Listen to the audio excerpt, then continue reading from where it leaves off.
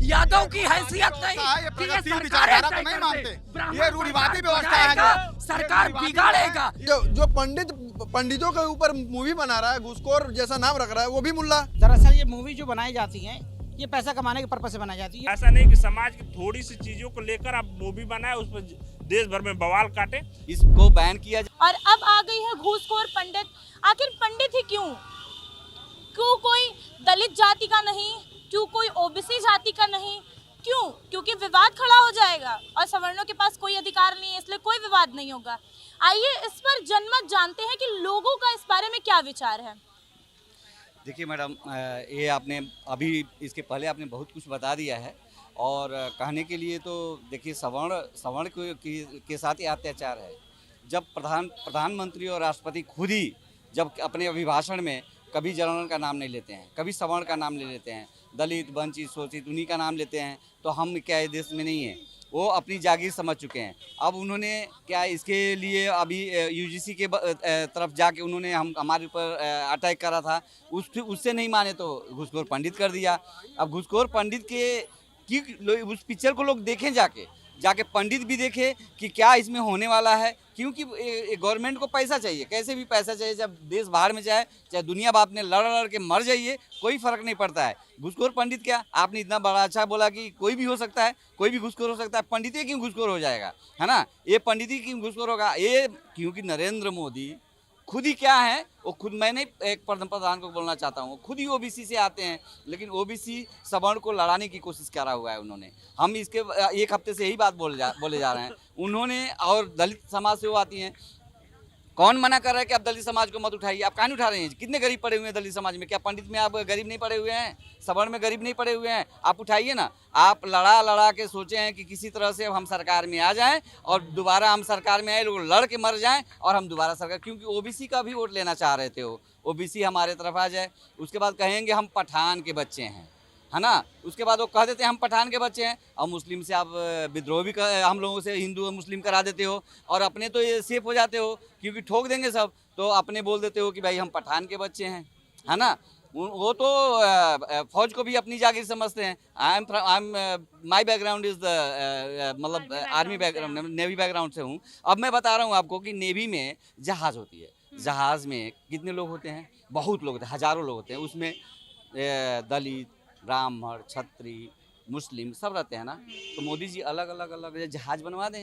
ये सवर्ण का जहाज है, ब्राह्मण का जहाज है, वो मुस्लिम का जहाज है, वो दलित का जहाज है, वो यादव का जहाज है, सब चलें वहाँ। तो आप कहते हो कि आप फौज में हो, डिसिप्लिन है, आप एक साथ खाओगे। हम एक टेबल पे खाते हैं, एक बिस्तर पे सोते हैं, मतलब एक ही केबिन में सोते हैं सारे, एक ही बाथरूम में नहाते हैं। वहाँ कोई सवर्ण ये दलित नहीं होता है मैडम, वहाँ नहीं होता है। वहाँ होना चाहिए। हम अगर सवर्ण है, ब्राह्मण है, तो हमको अलग दो ना, हम नहीं खाएंगे इसके साथ। तो ये आप यहाँ देश में क्यों बांट रहे हो?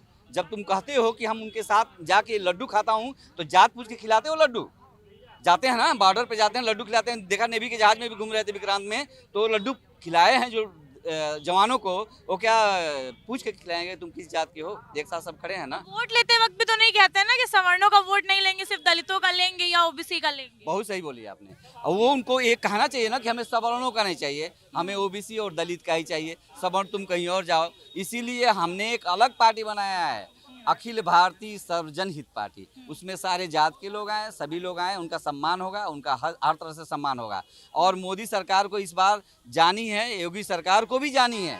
अगर अपने नीतियों को नहीं बदलेंगे तो हमारे साथ बहुत सवर्ण जुड़ रहे हैं, डेली किसी न किसी को ज्वाइनिंग किया जा रहा है, तो अच्छे लोग आ रहे हैं। और 2027 में हमारी पार्टी अच्छी तरह से आएगी और हम इस पे बहुत अच्छी तरह से काम कर रहे हैं, क्योंकि सब लोग बसपा को देख लिए, सपा को देख लिए, निषाद पार्टी को देख लिए, ये रावण। अब बताइए, आप ले लीजिए, रावण सबको गली आते हैं ना। रावण भी तो ब्राह्मण ही था, रावण भी तो ब्राह्मण था, बट वो जो चंद्रशेखर आजाद है उनका टाइटल है रावण।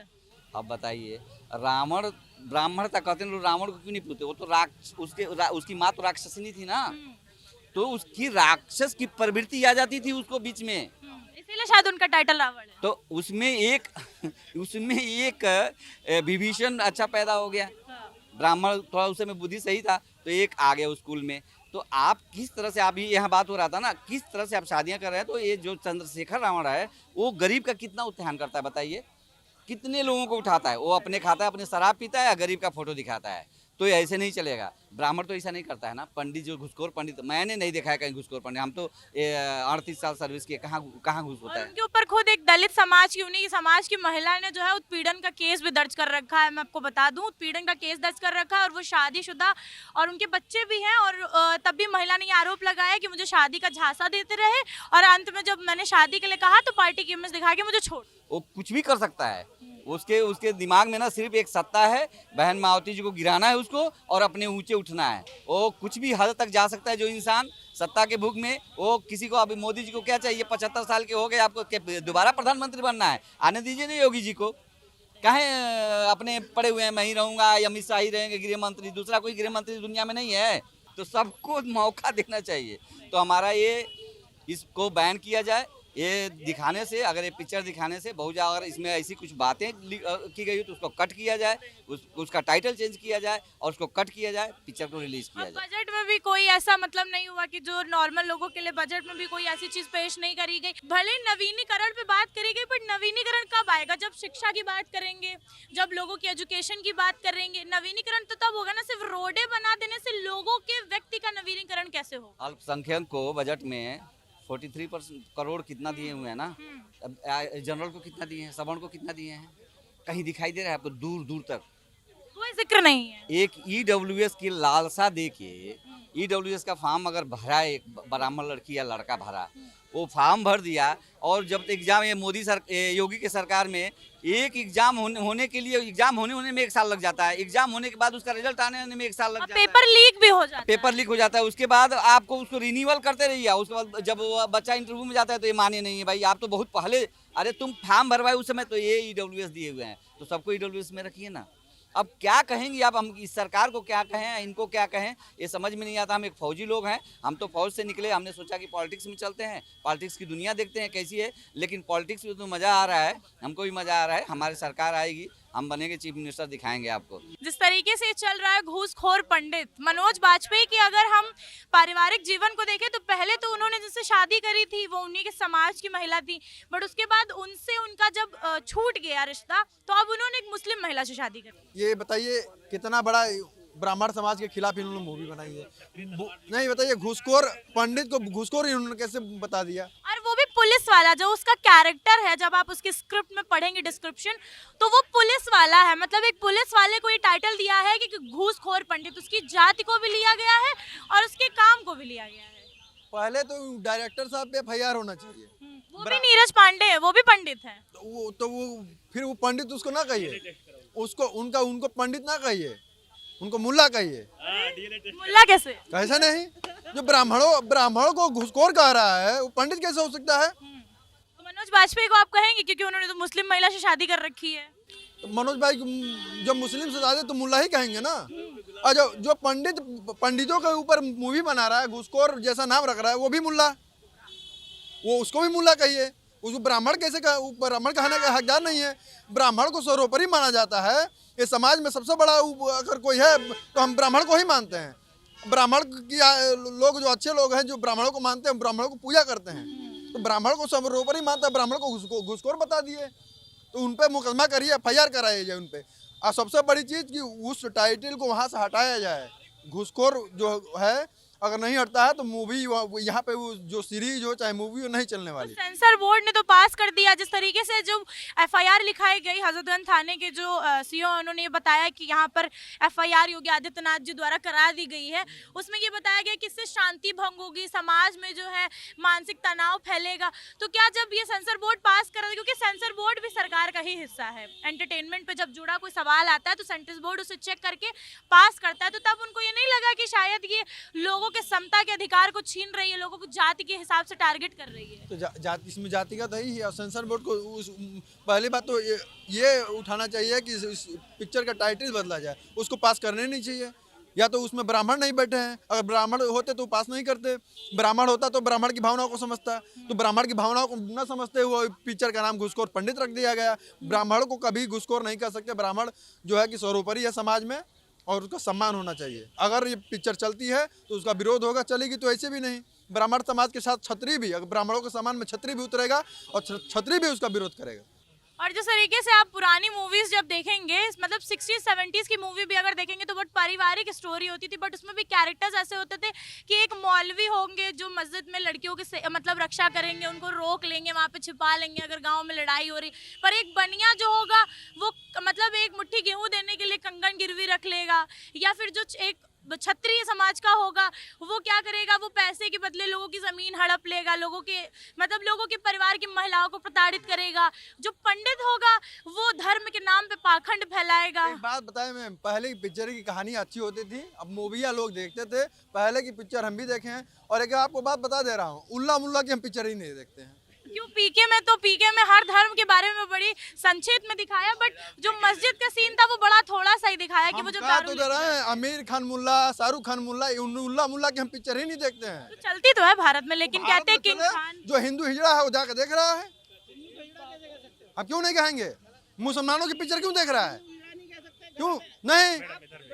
मुसलमानों की पिक्चर ना देखे, हमारा हिंदू समाज, हम हिंदू हैं, हिंदू कोई आपत्ति नहीं है, लेकिन हिंदू को आप हिजड़ा नहीं कह सकते। आप ब्राह्मण को सरपरी कहेंगे, कोई आपत्ति नहीं है, पर हिंदू को आप हिजड़ा नहीं कह सकते, कह ही नहीं सकते आप। आजकल ये फैशन चल रहा है, ये जो घूसखोर पंडित फिल्म लाई गई है, इसका फैशन चल रहा है कि जो सवर्ण समाज को गाली देगा वो हिट होगा, जो सवर्ण समाज को गाली देगा उसको लोग फेमस कर देते हैं। उसी उद्देश्य से ये घूसखोर फिल्म जो लाई गई है कि ये हिट हो जाए। लेकिन ये जान लीजिए, पूरा सवर्ण समाज इस समय एक है। नरेंद्र मोदी जी जो यूजीसी लाए, इससे पूरा समाज, सवर्ण समाज एक हो गया है और इस फिल्म का बहिष्कार करेगा। मुख्यमंत्री जी ने FIR लिखाई है, स्वागत योग्य फैसला है मुख्यमंत्री जी का, मैं इस फैसले का समर्थन करता हूं। लेकिन अगर जिस ब्राह्मण के दिमाग में ये चलता है, वो जो फिल्म जिनकी बनी है उसका डायरेक्टर ब्राह्मण है, वो मूर्ख है। अरे उससे ये पूछे, तुमने घूसखोर पंडित इसलिए इसीलिए रखी है, नाम इसलिए रखा है क्योंकि इस समय जो जातिवाद देश में फैल गया है, तो घूसखोर पंडित सब देखने जाएंगे, OBC SC ST के लोग देखने जाएंगे, तो फिल्म हिट होगी, इसलिए इस फिल्म का नाम रखा गया है। साहित्यिक समाज का दर्पण होता है। साहित्यिक में अगर आदमी, एक कवि या चाहे राइटर, एक फिल्म प्रोड्यूसर एक चीज़ें दिखाता है तो हजारों लोग उससे इंस्पिरेट होते हैं, उस चीज़ को समझते हैं, बूझते हैं। हमने पिछले दिनों में देखा था आर्टिकल 50, काफ़ी एक अच्छी मूवी थी जिसपे तमाम ऐसे समाज में वैसे विरोधियों, विरोधाभासों को दिखाया था, जिससे समाज एक अच्छा मैसेज गया था। हम अभी देख रहे थे, एक पिंच है, पत्रकार सौरभ द्विवेदी का मुसहर जाति का एक मूवी बनाया है, जो आज भी देश में मूस खा के जीवित है और उसको खाने का, राशन का, पानी का, घर का कोई वो नहीं है, जगह नहीं है। तो उसने कहा था कि एक ST आयोग बनाया जाए, तो उस पर ऐसी मूवियों से एक समाज में एक अच्छा मैसेज जाता है। देखिए, समाज बांटने के लिए नहीं है, समाज को आगे बढ़ाने के लिए और समाज को लेकर कैसे आगे जाए उस पर मूवी बनना चाहिए। हमारा गौरवशाली इतिहास है, अगर उसमें कोई एक राजा का, किसी प्रोड्यूसर का, किसी एक अच्छा इस पर ढूंढते पढ़ते किताबें तो कुछ निकलता है, तो उस पर अगर बनाते तो हमें बड़ा अच्छा लगता है। हम अगर उधर देखते, वेस्टर्न मूवी देखते, तो पुरानी अपने इतिहास को मूवी दिखाते हैं। ऐसा नहीं कि समाज की थोड़ी सी चीज़ों को लेकर आप मूवी बनाए, उस पर देश भर में बवाल काटे, तो ये सस्ती लोकप्रियता है। और पत्रकार प्रोड्यूसर से मैं कहना चाहूँगा, भैया थोड़ा बढ़िया मूवी निकालिए। क्यों पंडित और ठाकुर और उसको सवर्णों को एक टारगेट किया जा रहा है? देश में बहुत से लोगों ने अपना बलिदान दिया इस देश को। 563 रजवाड़ों में 560 रजवाड़े ये दिए हैं। तो पंडित न्यायगत है, पंडित नीतिशास्त्र है, पंडित ऐसा नहीं है।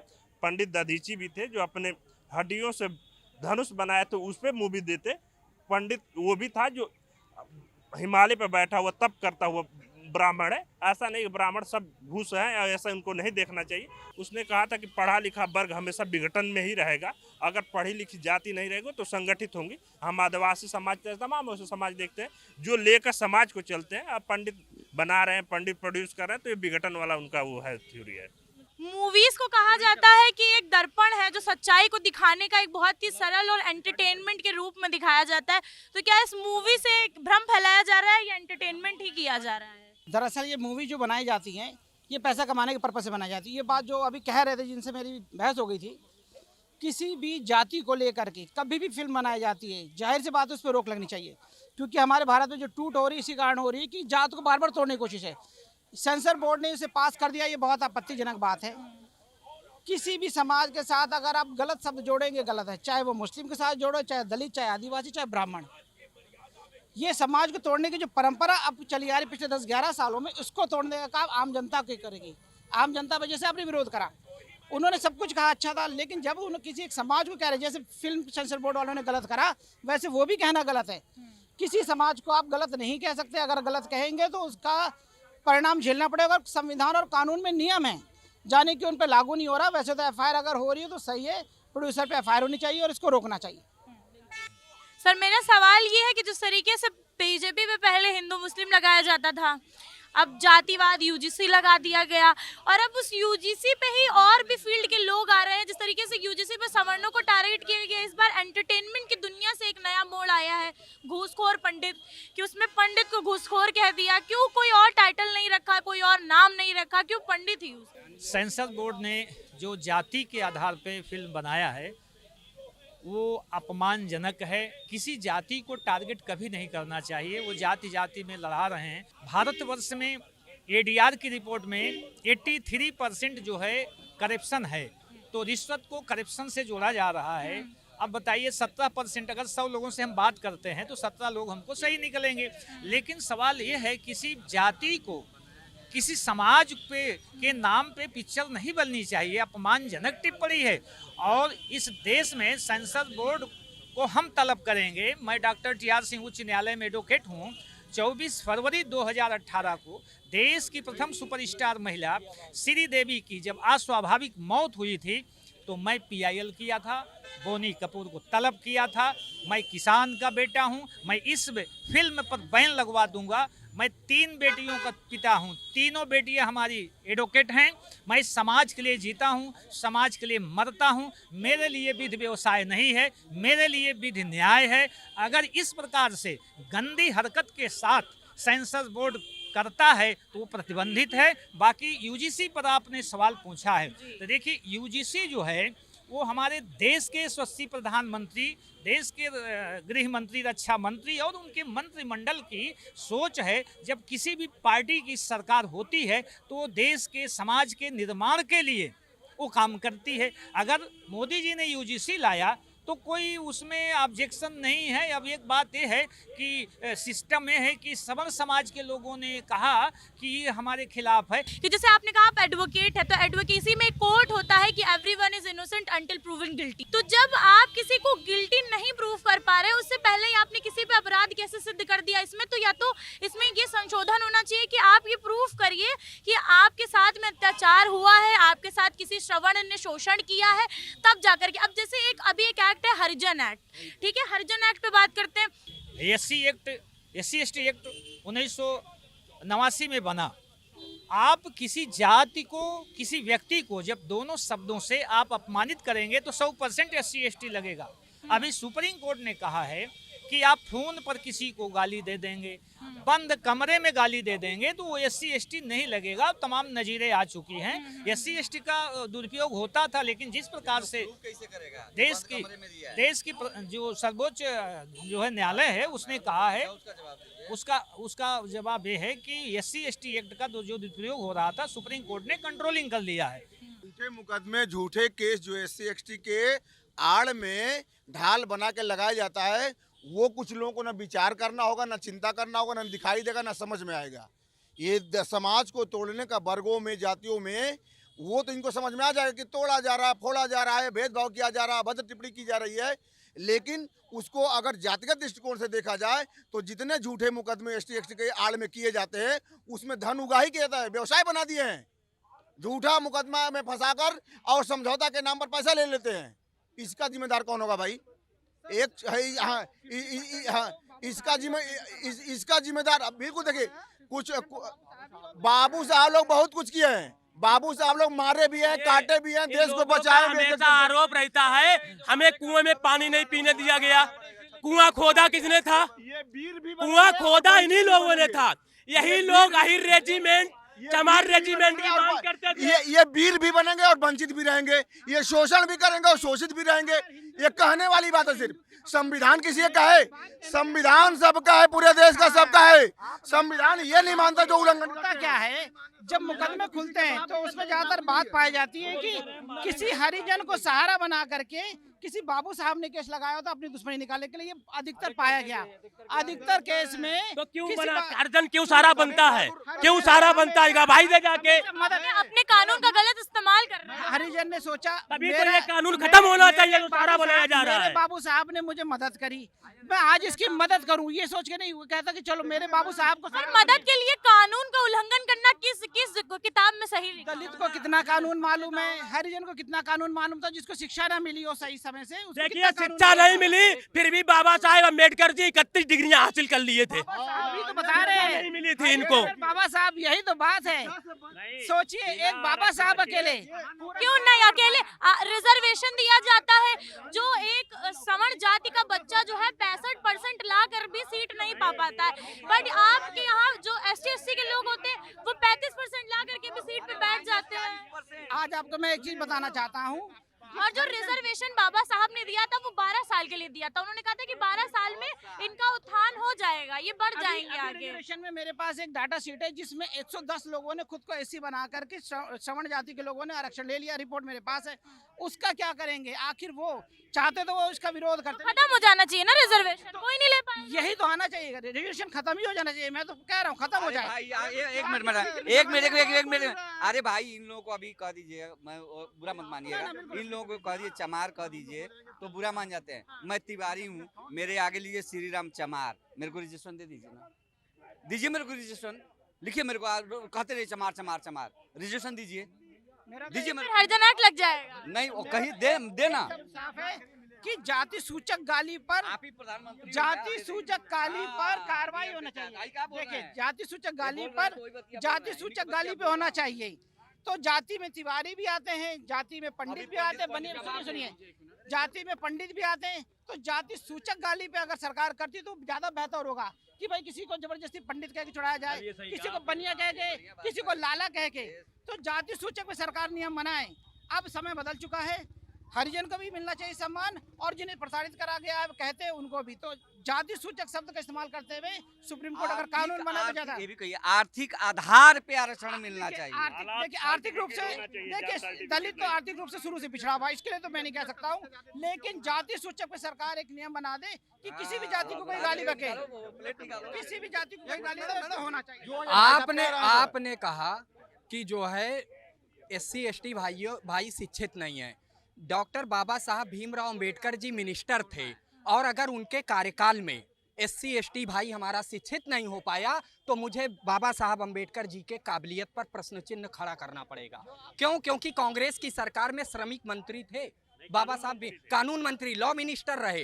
अब बताइए कि जो है SC/ST पढ़ नहीं पाया और वो कानून मंत्री रहे, तो फिर क्या फायदा रही ऐसी मिनिस्ट्री का? दूसरी चीज कुआं खोदा भी आपने और पानी भरा भी आपने, तो पानी पीने पर प्रतिबंध लगाया किसने? मुगलों का शासन रहा, अंग्रेजों का रहा, उसके बाद कांग्रेस का रहा, बाबा साहब के समर्थन से कांग्रेस की सत्ता रही। ब्राह्मण सत्ता में रहा कब? ब्राह्मण तो सत्ता में रहा नहीं। तीसरी बात यह है कि SC/ST एक्ट संविधान ने कहा कि आरक्षण देंगे, तो अगर यादव जी SC/ST बन गए आरक्षण का लाभ लेने के लिए, तो ऐसा संविधान किस काम का? जिसके लिए बना उसको मिल नहीं रहा, बाकी सब लूट खा रहे हैं। तो यानी संविधान की समीक्षा होनी चाहिए।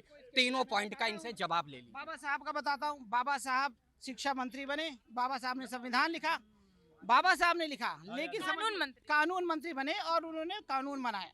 लेकिन सोचिए मंत्री बनना एक अलग बात होती है, और मैकेनिज्म पे कौन था, वहाँ पे ब्यूरोक्रेसी पे कौन बैठा था, समझने वाली बात है। जो नीचे इम्प्लीमेंट करने वाला था वहाँ कोई दलित नहीं था।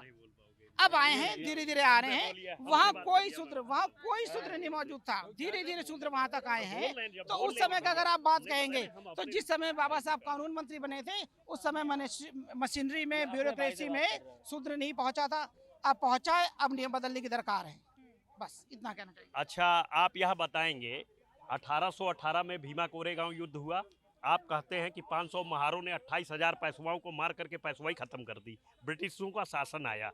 उसके बाद 14 अप्रैल 1891 में डॉक्टर BR अम्बेडकर का जन्म हुआ, और उन्होंने कम से कम नहीं 5, 6, 7 साल में आदमी समझदार होता है। उन्होंने अगर अपने समाज के गले में हांडी और कमर में झाड़ू देखा तो उन्होंने जिस ब्रिटिशर्स के लिए सब कुछ किया, देश के साथ गद्दारी किया, यानी ब्रिटिशर्स की सत्ता, उस ब्रिटिश हुकूमत ने उनको क्या दिया। B.R. अम्बेडकर का जब जन्म हुआ था तो उस समय जो कानून लॉ एंड ऑर्डर था वह लॉर्ड मैकाले का बनाया हुआ 1860 लॉ एंड ऑर्डर था। मैं पूछना चाहता हूँ कि उन लोगों ने, बाबा साहब B.R. अम्बेडकर ने अपनी प्रतिभा के दम पर, उन्होंने अपने दम पर, किसी के आरक्षण के नहीं, कोई किसी अपनी प्रतिभा के दम पर उन्होंने ब्रिटिश हुकूमत में लेबर मिनिस्टर का पद हासिल किया। देश के कानून व्यवस्था को व्यवस्थित करने के लिए ड्राफ्टिंग कमेटी के अध्यक्ष बने। ये निर्माता बताते, मैं निर्माता नहीं कह सकता हूँ क्योंकि निर्माण करना अलग होता है और किसी निर्माणित चीज में रिपेयरिंग करना अलग होता है। क्योंकि अगर निर्माण किया होता क्यों नहीं था, अदालतें थी। एक मिनट पहले बात क्यों करते हैं?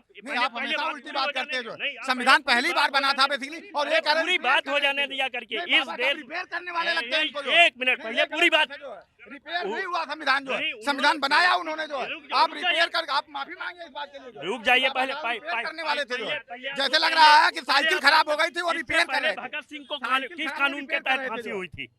इससे पहले भगत सिंह को किस कानून के तहत? और आज भी देश की अदालतों में सोसाइटी एक्ट 1860 क्यों लिखा जाता, IPC 1860 क्यों लिखा जाता, CRPC 1860 क्यों लिखा जाता? आज भी जमीनों के मुकदमे जो है सिविल में क्यों चलते हैं, वह क्राइम में क्यों नहीं चलते? क्योंकि ब्रिटिशर्सों के पास यहाँ जमीन नहीं थी, पैसा था, यहाँ के लोग उनका पैसा छीन लेते थे, इसलिए उन्होंने जो कानून बनाए थे वही आज भी लागू है। पुलिस एक्ट क्यों लागू है? वह तो 1861 में बना था। अगर बाबा साहब अम्बेडकर ने उसमें बनाया नहीं, उन्होंने और चीजें उसमें जोड़ी और उसको एक ढांचा जो था उसको और सुदृढ़ करने की कोशिश किया। लेकिन आज के जो नए नेता हैं वह नए बाबा साहब अम्बेडकर ने नहीं कहा था कि धारा 377 अप्राकृतिक मैथुन करो, लेकिन आज के लोगों ने खत्म किया उनकी बनाई हुई चीजों में।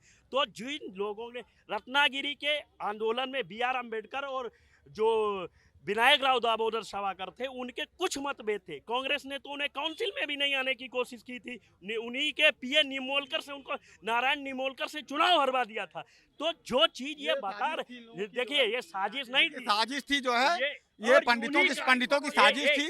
पंडित जो है, पंडित जवाहरलाल नेहरू जो है, पंडित जो जवाहरलाल नेहरू थे, ये पंडितों की साजिश थी बेसिकली, जो है कि बाबा साहब को जो है चुनाव भी हरवाया इन लोगों ने। फिर आपने 60 साल पिक्चर आ गई, अभी एक पिक्चर आ गई है जो घूसखोर पंडित जो है, अभी एक पिक्चर आई, उसके बवाल मचा हुआ बेसिकली, जो है तो समाज का आईना जो है, पिक्चर एक समाज का आईना होती है। जो आपका कहना है कि पंडित घूसखोर होते हैं? ये समाज का आईना होता है बेसिकली, जो सेंसर बोर्ड ने पास किया है। तो मुझे लगता है कि ये वास्तव में जरूरत है इस बात को, जो है समाज को आगाह करने का, समाज को जो है इनको करने का जरूरत है। एक मिनट यादव जी बताएं, यादव जी जो बता रहे हैं, हमारे यहाँ एक सैनिक है योगेंद्र यादव, जिसने 16 गोली खाने के बाद देश की सुरक्षा की जीवित है, और वहीं एक सैनिक था बाबूलाल यादव जो LMG लेकर के भागा।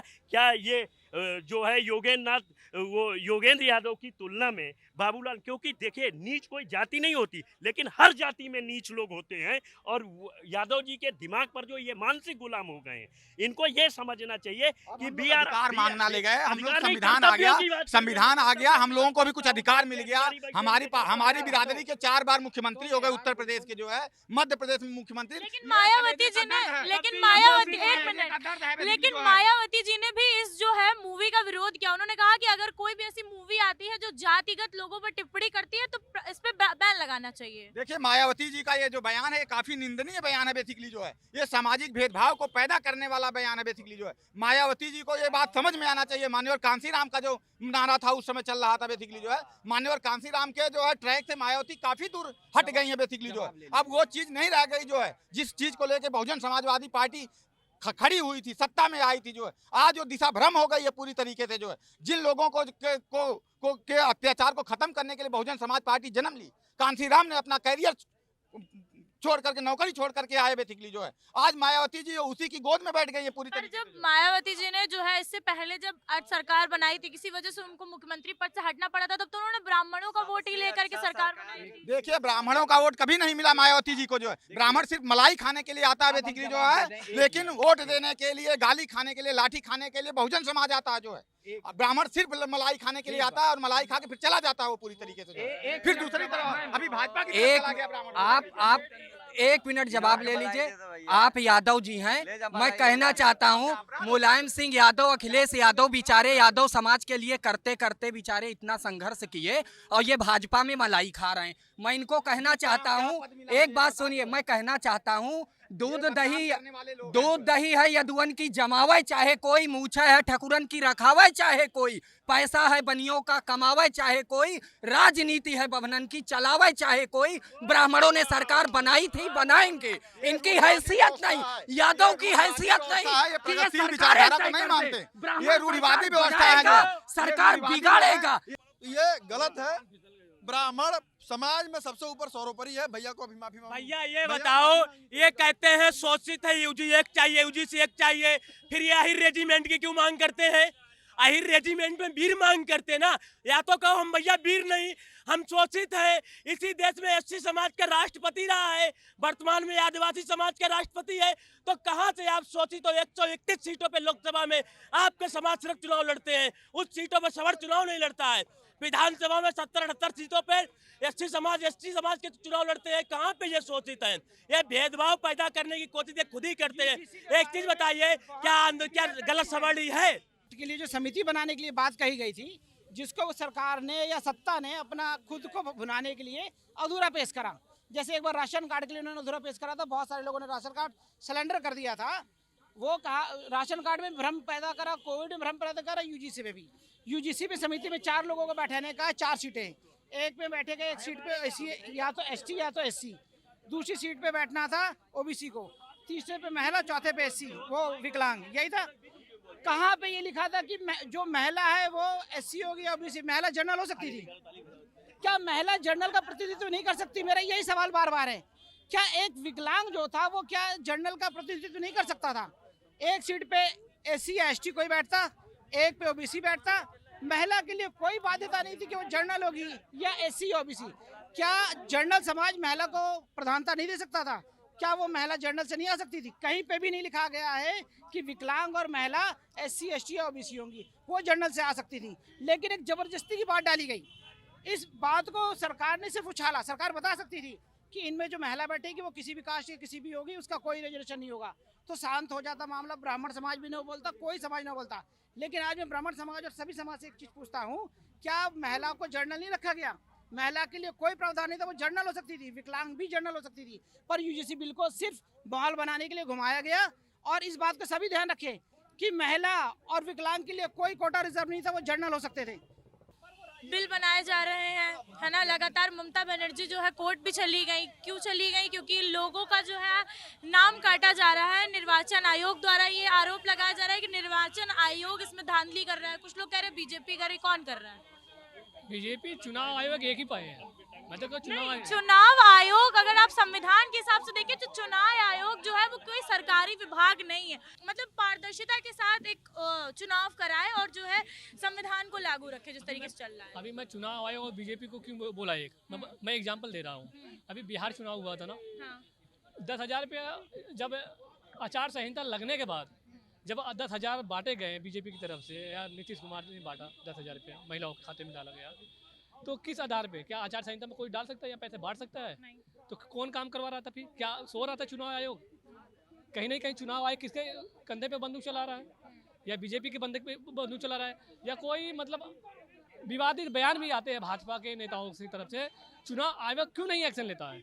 अगर कोई विपक्ष भी बोल दे रहा है तो उन पर एक्शन लिया जाता है। और रह गई SIR के मुद्दे पे, मैं बता रहा हूँ, मेरा मैडम जी, मैं प्रूफ के साथ दिखा भी सकता हूँ, मैं प्रूफ के साथ दिखा भी सकता हूँ, मेरे नाम पे खुद नोटिस आई थी। क्या नोटिस आई थी? क्या लिखा था उस नोटिस में? नोटिस में यही लिखा था मैडम कि मैं फॉर्म 6 जब भर के गया था 1 महीना पहले, जो फॉर्म 6 भरा था मैंने, पूरा परिवार भर के आया था मैं, तो मेरे परिवार में 3 लोग ऐसे थे, 2 भाभियाँ थी, 1 मैं था, उनके नाम काट दिए गए और मेरा खुद का नाम काट गया है। तो जब मैं फॉर्म 7 भरने गया कि भैया ये बता दीजिए, मेरे पास प्रूफ था, वो भी जो फॉर्म भरा था मैं फॉर्म 6 का, वो भी भरा था, तो मैंने दिखाया BLO को, उस BLO को भी मैंने बुलाया कि आपने ही अपने हाथों से भरा था ये फॉर्म, तो कैसे कटा मेरा नाम? ये फिर नोटिस की बात पे आई है, कह रहे कि आपके पिताजी का नाम ही नहीं है 2003 में।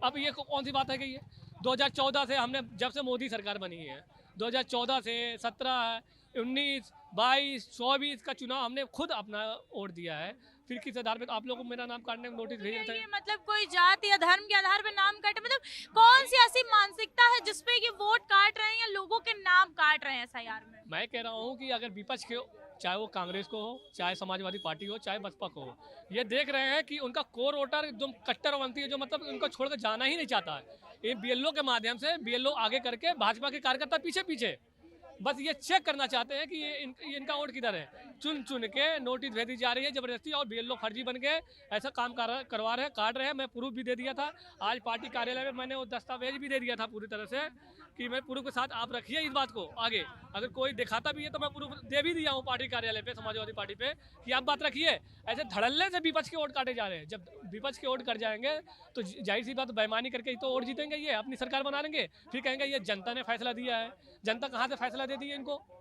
अगर ममता बनर्जी ने अपना पक्ष रखा, अपना खुद वहाँ पे रखा, तो कहीं ना कहीं बंगाल में उन्होंने देखा कि 1-1.5 लाख ऐसे हैं जो मतलब वोट काटे जा रहे हैं, मतलब उनका 1-1.5 लाख वोट लेके गई थी। और जो मैं चुनाव में कि बताइए, अगर जिंदों को मुर्दा कर रही है, मुर्दों को जिंदा कर रही है, फर्जी वोट जोड़ रही है, कहाँ से कर रही है? कौन से सो रही है? कहाँ सो रहे हैं बीएलओ? कहाँ बीडीओ साहब सो रहे हैं? कहीं ना कहीं इनकी मानसिकता दर्शाती है कि विपक्ष को वोट काटो, मतलब कंपटीशन खत्म कर रहे हैं। कंपटीशन। जाहिर सी बात है, ये कहना चाहिए जनता के हित का फैसला है। अगर जीत जाएंगे बेईमानी से, कहेंगे जनता के हित का फैसला है, जैसे बिहार चुनाव में देखा गया था। ठीक है, तो मैं कह रहा हूँ चुनाव आयोग बीजेपी एक ही है, तो ये मुखौटा चुनाव आयोग नहीं, चोर आयोग बन चुका है चुनाव आयोग। ठीक है, तो ममता बनर्जी बहुत सही लड़ाई लड़ रही हैं, अखिलेश यादव जी भी लड़ रहे हैं, और मायावती जी भी लड़ रही हैं, राहुल गांधी भी लड़ रहे हैं। ये चोरों की पार्टी है, और चोर मुसेरे भाई बन के चुके हैं दोनों लोग। जहाँ जीतते हैं वहाँ तो शहंशाह, वहाँ पे तो नहीं कहते। जहाँ हार जाते हैं तो फिर चुनाव आयोग चोर दिखाई देने लगा है। डबल चश्मा वाली राजनीति मत करिए, एक चश्मा से देखिए। तब एसआईआर नहीं हुआ था, अब एसआईआर हो रहा था ना। अब एसआईआर का वोट जान रहे हैं कि जनता दे नहीं रही है उनको वोट, अब एसआईआर का माध्यम से इनको हराओ पूरी तरह से, उनका वोट काटो पूरी तरह से। अभी एसआईआर कब से आया? अभी 1 साल पहले आया है, 1 साल तो हो रहा है, बिहार चुनाव से ही हो रहा है। एसआईआर से जनता का नुकसान नहीं है, जो रोहिंग्या बांग्लादेशी वोट देते थे कांग्रेस को, उनका नुकसान है। भाई साहब से पूछना चाहिए, बिहार में कितना रोहिंग्या मिले, वहाँ पे कितने घुसपैठिया है, इनके बता दिया, आंकड़ा बता सकते हैं? चुनाव आयोग दिया आंकड़ा, कितने घुसपैठिया वहाँ मिले? घुसपैठिया के नाम पे वोट मांग रहे थे ना कि यहाँ पे रोहिंग्या आ गए हैं, कितने आंकड़ा बता सकते हैं बिहार में? वहाँ एसआईआर से कौन पीड़ित हुआ ये बताइए? किसको वोट डालने का अधिकार नहीं मिला? किसको वोट डालने का अधिकार नहीं मिला? किसको वहाँ मतदाता सूची से बाहर कर दिया गया? एसआईआर हुआ तो उनके माध्यम से लोगों को मतदाता सूची से बाहर किया गया है। आंकड़ा तो जाहिर करें, घुसपैठिया का आंकड़ा तो जाहिर करें, नहीं दे पाएंगे। 50 जगह वोट डालेंगे, एक ही जगह में डालेंगे? मैं बताइए, 50 जगह वोट डालेंगे, एक जगह अधिकार है, एक जगह डालेंगे। एसआईआर बहुत शानदार है और सस्ता का तो होना चाहिए। हमारा एक लखनऊ में वोट था, एक लखनऊ में वोट था, एक हमारे हैदराबाद नगर निगम में हमारे वोटर लिस्ट में नाम था, एक हमारे गांव के वोटर लिस्ट में नाम था। अब 3 जगह था, अब की एक हो गया तो काहे चिढ़ रहे हो? काहे चिढ़ रहे हो भाई? अब एक आदमी 3 जगह वोट कैसे डाल दे? तुम्हें चिल्ला रहे तो वोट चोर और चोरी खत्म कर दी, तो तुम बता रहे हो अब मतलब अब और चिल्ला रहे हो। ये भाजपा के नेता थे, दिल्ली में चुनाव मतलब दिए, वोट यहाँ दे के गए और बिहार में भी दिए गए। लोग सीरियस ले लेते हैं तो बौखला जाते हो। बौखला नहीं जाते। जब मैं कह रहा हूँ वोट चोरों का जाने वाला नहीं है। इधर ये चाहते हैं कि हम 3 जगह वोट करें, ऐसा नहीं होने वाला है। फर्जीवाड़ा बंद हो चुका है और जो भी तैयारियां हैं वो शानदार तरीके से होगी। और इन लोग जो है सदन में बड़े बड़े नेता वोट चोर चिल्ला रहे थे, जब मोदी जी ने एक्शन ले लिया, वोट चोरी जो हो रही थी खत्म करने का प्रयास किया, तो अब फिर बौखलाए फिर रहे हो और चिल्ला रहे हो। ये चुनाव आयुक्त का पावर हमारे यहाँ टीएन सेशन जब चुनाव आयुक्त बने तब समझ में आया, और समझ में आने के बाद मायावती जी की सरकार बनी और हमारे मुलायम सिंह यादव जी जो उस समय मुख्यमंत्री पद थे, उन्होंने सीधे कहा कि मुझे चुनाव आयुक्त ने चुनाव हरा दिया। बात समझ रहे हैं? और मैं तो ये कहता हूँ कि ईवीएम को पेटीएम से जोड़ दिया जाए और अंगूठा लगने पर ही वोट पड़ना चाहिए, क्योंकि 1 वोट, और देश में एक विधान एक निशान, एक ही 1 वोट और एक ही शिक्षा, और 1 नेशन 1 चुनाव कानून होना चाहिए। एक साथ सारे राष्ट्र में चुनाव होना चाहिए। ये रोज रोज चुनाव का खर्चा जो है वह पब्लिक से पड़ता है, और बल्कि 6 महीने पहले से एक प्रक्रिया कर दी जाए ईवीएम प्लस पेटीएम, और बैंकों में ये अपना वोट आप डालते रहिए। जब सारी चीज़ें इंटरनेशनल तरीके से नेट से होती जा रही हैं तो वोट भी जो सरहद पर बैठे हुए जवान हैं उनके भी वोट पड़ने चाहिए, वहाँ से वो अपना वोट ट्रांसफ़र कर दें। सरकार को नेट व्यवस्था में और ज़्यादा तरक्की करके ये 1 नेशन 1 वोट, हर आदमी को वोट डालने का अधिकार है, लेकिन ड्यूटी पर तैनात कर्मचारी तो वोट डाल ही नहीं पाता अपनी पूरी जिंदगी में। तो वोट डालने का, अपना मत प्रयोग करने का उसे भी अधिकार है। वैसे तो मैं ये कहूँगा कि हमारे यहाँ के नेता जो है वह सबसे ज़्यादा चालाक है, नूरा कुश्ती करते हैं, और इनकी जब पेंशन बढ़ती है, इनकी तनख्वाह होती है बढ़ती है, तब ये कभी नहीं लड़ते। और लड़ते कब ये हैं, जब ये सिर्फ पटल पर लड़ते हैं, उसके बाद इनका किसी का कोई विरोध नहीं। आप लोग और आम पब्लिक भले ही लड़ जाए। तो सरकार को चाहिए को ईवीएम को पेटीएम से जोड़े, और जब तक अंगूठा जो है मैच नहीं करे तब तक वोट ना पड़े। कि जिस तरीके से आगामी चुनाव आ रहे हैं, पहले हिंदू मुस्लिम पे लड़ाई होती थी, अब हिंदू मुस्लिम छोड़ करके अब जातिवाद पे लड़ाई होने लगी। पहले यूजीसी ले आए, अब एंटरटेनमेंट की जो दुनिया है उससे एक नया स्वरूप निकल के सामने आ रहा है। फिर उसको वोट चोरी से भी जोड़ दिया जा रहा है। जो बंगाल की सीएम है वो चली जा रही है कोर्ट, क्योंकि उनको ये कहा, वो ये कहना चाह रही है कि एसआईआर में जो है फर्जी लोगों के नाम जोड़े जा रहे हैं, और जो लोग जिंदा है उनके नाम काटे जा रहे हैं। तो क्या चुनाव के पहले ये जो रणनीति और ये पार्टी छवि नहीं खराब कर रही है? इस पे जो सारे पॉलिटिकल थिंकर हैं, जो पॉलिटिकल राइटर हैं, जो पॉलिटिकल मार्गदर्शक हैं, अगर निश्चित तौर पर मैं कहता हूं कि अगर उनका जो है भारत के व्यवस्था पर, अब भारत के दर्पण जो दर्पण वर्तमान है, वो जो दर्पण जिसके द्वारा संचालित हो रहा है, जिसकी जिम्मेवारी इस दर्पण का जिसके पास है, मुझे आपके चैनल पर निसंकोच कहने में कोई झिझक नहीं कि भारत का जो बिस्तर है ये इतना अयोग्य हाथों में इस समय जकड़ गया है कि बिस्तर के सिलवटों से एहसास हो रहा है तोड़ा है दम किसी ने करवट बदल बदल कर। आज वही विषमता है जो भारत की एकता को जला रही है, जो भारत की अखंडता को जला रही है, जो भारत के वैभव को जला रही है, जो भारत के मिल्लत को जला करके पूरे देश के आकार को छिन्न भिन्न करके 3 किलो गेहूं और 2 किलो चावल के हवाले पूरे भारत को दे दिया गया है। यही नफरती चिंटू नफरत पैदा करके, समाज को तोड़ करके, संविधान पर हमला करके, भाईचारे पर हमला करके, आइए केवल संविधान को कब्जा करना चाहते हैं। यही इनकी मनोवृत्ति है, यही इनका संस्कार है, यही इनकी जिम्मेवारी है। इससे हटकर इनके पास कुछ नहीं। इस तरीके से आपने लोगों के जनमत सुने कि किस तरीके से यूजीसी हो, चाहे वो उसके बाद में कोई श्रवण जाति के ऊपर और कोई बिल लाना या नियम लाना हो, और अब जो ये नई फिल्म आ गई है जिसमें मनोज बाजपेयी एक्टर हैं, घूसखोर पंडित, उन पर भी विवाद हो। लगातार इस तरीके की अपडेट्स हम आपको देते रहेंगे। आप देख रहे थे आवाज़ हिंदुस्तान।